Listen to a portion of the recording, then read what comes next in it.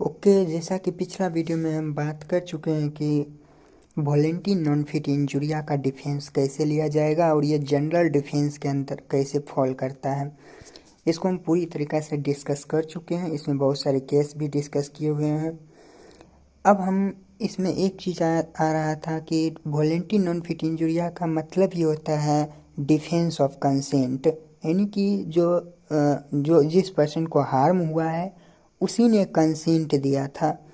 जो wrong doer है वो इसका डिफेंस ले सकता था जब प्लेंटिफ जो कि खुद कंसेंट दिया है। तो इसमें अब आता है कि कंसेंट जो होना चाहिए वो फ्री होना चाहिए, क्योंकि कंसेंट फ्री होगा तभी कंसेंट कंसीडर किया जाएगा। तो कंसेंट के लिए क्या क्या इम्पोर्टेंट पॉइंट होना चाहिए उसके बारे में इस पार्ट में हम डिस्कस करेंगे। फिर आगे के पार्ट में हम और जो है प्राइवेट डिफेंस, ये सब जो है जो कि हम डिस्कस कर चुके हैं कि 8 प्रकार का होता है जनरल डिफेंस, वो हर एक पार्ट को हम डिस्क्राइब करेंगे। तो अब हम जानते हैं कि essential condition for the consent, consent के लिए क्या क्या इसेंशियल कंडीशंस हैं, कब कंसेंट माना जाएगा कि हाँ इस पर्सन ने कंसेंट दिया था, और जो डिफेंडेंट होगा वो डिफेंस ऑफ कंसेंट यानी कि volenti non fit injuria entitle कर पाएगा। तो इसमें फर्स्ट जो है वो है consent must be free. Consent कैसा होना चाहिए? Consent must be free, consent free होना चाहिए।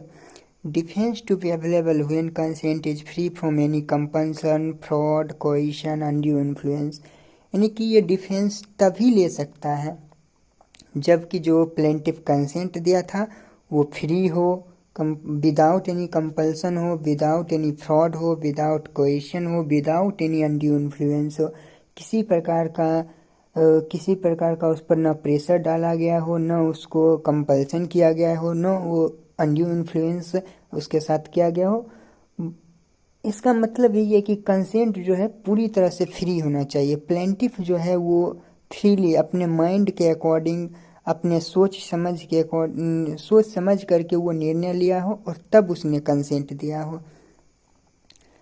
अब इसमें हम एक एग्जांपल करेंगे जिसमें कि इसको इलिस्ट्रेशंस बोला जाता है। इसमें दिया है कि if a guest is invited, यानी कि किसी गेस्ट को हम इनवाइट कर रहे हैं अपने घर पे, उसको हम इनवाइट किए, उसको बैठने के लिए बोल दिए, बैठने के लिए गेस्ट रूम में बुलाए, उसको गेस्ट रूम में बैठा दिए।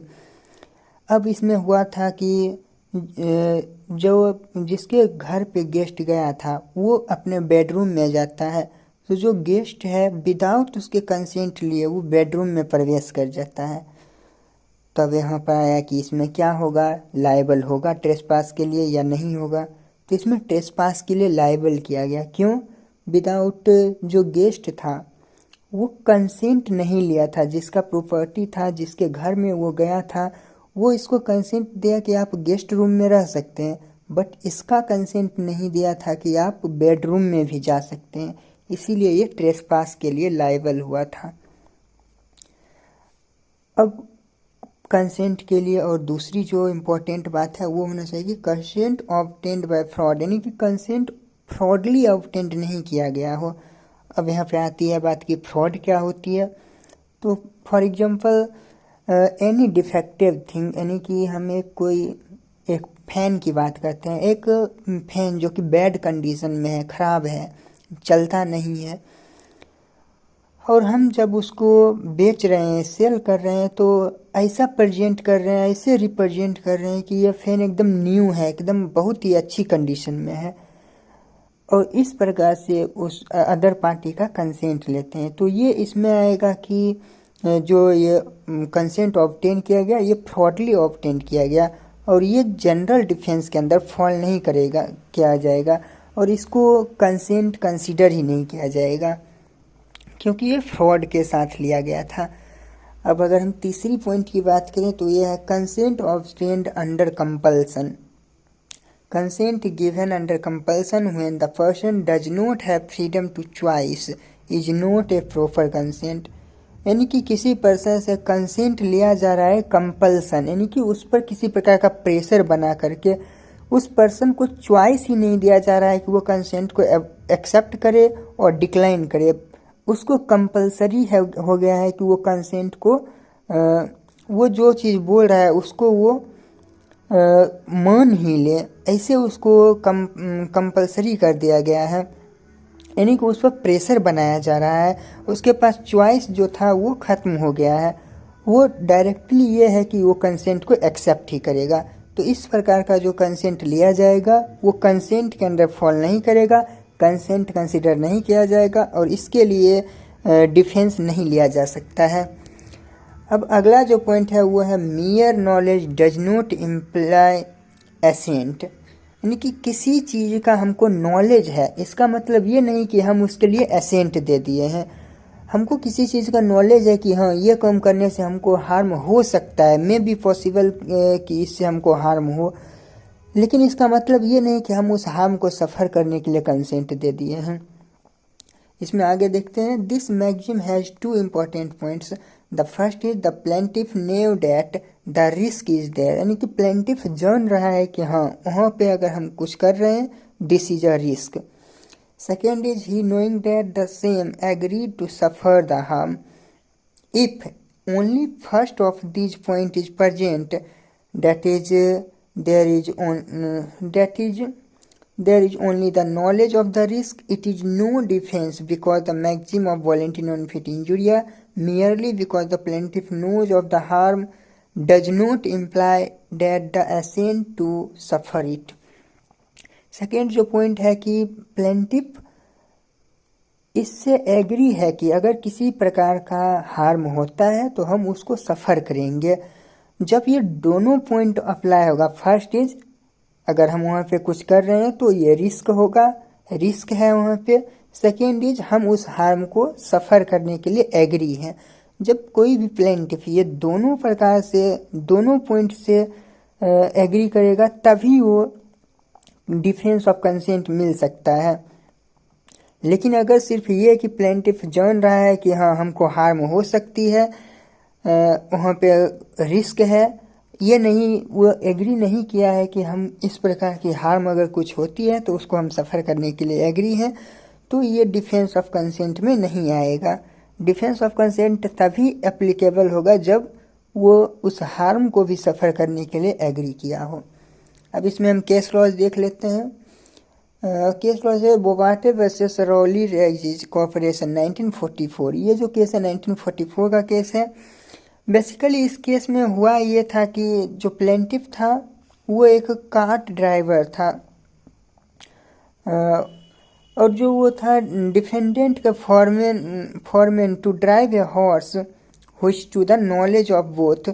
डिफेंडेंट का एक हॉर्स था और वो जान रहा था कि ये हॉर्स जो है अभी अच्छी कंडीशन में नहीं है, इसको अगर लेके जाएंगे, कार्ट भी अच्छी कंडीशन में नहीं है, अगर इस हॉर्स में हम कार्ट लगा के जाते हैं तो इट में भी पॉसिबल कि हमको हार्म हो, किसी प्रकार का कोई एक्सीडेंट फेस कर सकते हैं। लेकिन जब ये मना कर देता है कि हम नहीं लेके जाएंगे, इससे हार्म हो सकता है, कार्ट अभी अच्छी कंडीशन में नहीं है, हॉर्स का भी कंडीशन ठीक नहीं है, फिर भी वो अपने जो है जिसका जो उसका मालिक होता है वो उसको कहता है कि नहीं आप ले करके जाओ। मास्टर के द्वारा जब उसको कंट्रोल किया जाता है, ऑर्डर दिया जाता है, तो वो उसको ले करके जाता है और due to bad maintenance of the cart and some difficulty face by horse ये एक्सीडेंट कर जाता है। अब यहाँ पर ये आया कि अब ये लायबल होगा कि नहीं होगा, जो इसको इंजरी हुआ है उसके लिए मास्टर लायबल होगा या नहीं होगा। तो इसमें the court held that the maxim voluntary non fit injuria is not applied and plaintiff entitled to recover. अब इसमें यह कहा गया कि वॉलंटरी नॉन फिट इंजुरिया जो मैक्सिम है, जो जनरल डिफेंस में आता है, डिफेंस ऑफ कंसेंट, वो यहाँ पे अप्लाई नहीं होगा, क्योंकि ये जो प्लेंटिफ है ये पहले ही बोल चुका था कि कार्ट अच्छी कंडीशन में नहीं है, इससे हार्म हो सकती है, फिर भी आपने इसको ऑर्डर दिया, आप एज ए मास्टर इसको ऑर्डर किए, तब ये गया, इसके लिए आप लायबल होंगे और डिफेंडेंट को लायबल ठहराया गया। अब हम एक और केस की बात करते हैं जो कि है स्मिथ वर्सेस बेकर का। अब इस केस में ये होता है कि जो प्लेंटिफ होता है वो एक वर्कमैन एम्प्लॉयड होता है और वो डिफेंडेंट के वर्किंग जो कि ड्रिलिंग का काम होता है उसमें वो काम कर रहा होता है। और ये जहाँ पे काम कर रहा था वहाँ पे ऊपर, इसके ऊपर से, यानी कि इसके लगभग 1-2 फीट ऊपर से एक क्रेन से स्टोन बाईपास कर रहा होता है, जिसकी नॉलेज इसको होती है। और ये जान रहा होता है कि यहाँ पे काम करने में रिस्क है, क्योंकि अगर उससे स्टोन गिर जाती है तो हमको इंजरी हो सकता है। ये सिर्फ ये बात जान रहा है, ये उस हार्म को सफ़र करने के लिए एग्री नहीं किया है, जो कि हम पीछे ही डिस्कस किए हैं कि ये दोनों पॉइंट होना चाहिए। Plaintiff knew that the risk is there and he knowing the same agreed to suffer the harm, कि वो उस हार्म को सफ़र करने के लिए एग्री भी होना चाहिए। अब इस केस में हो रहा है कि वो सिर्फ जान तो रहा है कि हाँ यहाँ पे काम करने से हमको हार्म हो सकता है, बट वो उस हार्म को सफ़र करने के लिए एग्री नहीं किया है। बाय एनी रीजन उस कार्ट से एक स्टोन गिर जाती है, और प्लेंटिफ जो कि काम में व्यस्त रहता है तो ये देख नहीं पाता है, और ये इसको इंजरिया हो जाती है। तो जब इसको इंजरी होती है तो ये कोर्ट में जा कर के स्यू करता है अगेंस्ट द डिफेंडेंट, जो कि मास्टर होता है, जिसके लिए ये काम कर रहा होता है।